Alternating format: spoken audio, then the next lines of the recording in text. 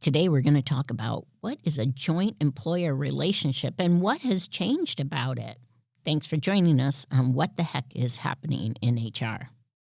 For our podcast disclaimer, please visit the episode description.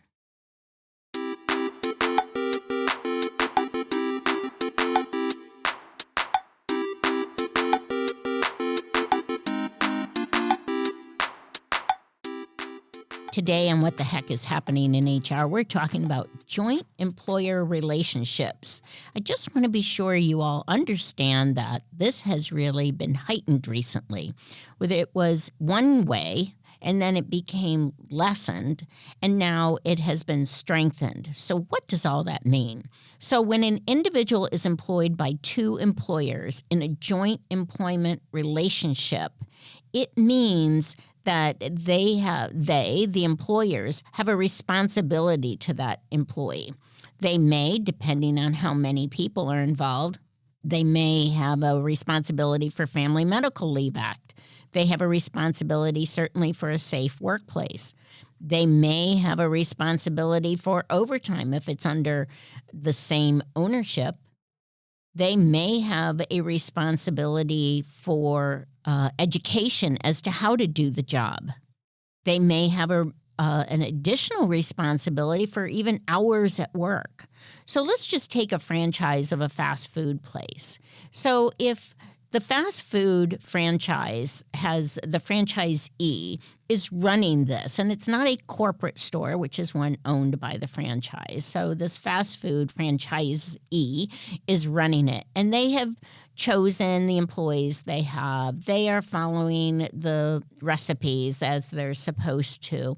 They have determined the hours that they have, but they have decided that to make their numbers, perhaps they're not going to do background checks. Perhaps they're going to make some other changes in what they're doing, and then something horrible happens. Perhaps they have a bad employee situation. They have just the employee has filed for a massive lawsuit because they weren't paid overtime. They filed for a class action suit. They fell and hurt their back, God forbid.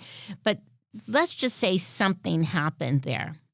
The joint employer relationship means that that franchisor is now as responsible as that franchisee, perhaps.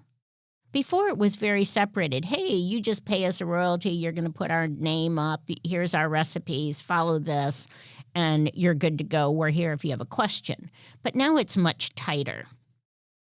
So you want to be sure to look at that joint employer relationship when it comes to franchises. Many times you might be thinking about, hey, wait a minute, I've got people coming from a staffing agency. What's going on there? Usually the agency in that situation is the primary employer and you're the secondary employer. But let's just say the person you have from a staffing agency is at your office, but they're being harassed. Now, maybe that employee said something to the staffing agency, but it's in your work environment. Maybe you're even aware of it. Maybe she's mentioned it to coworkers or he's mentioned it to coworkers. So now you have this very strong relationship between the two. So you want to be sure you understand how joint employment relationship affects you, and especially if it's under programs like the FMLA. There are some wonderful resources on the Department of Labor website relating to it with some very good examples. So be sure to check those out.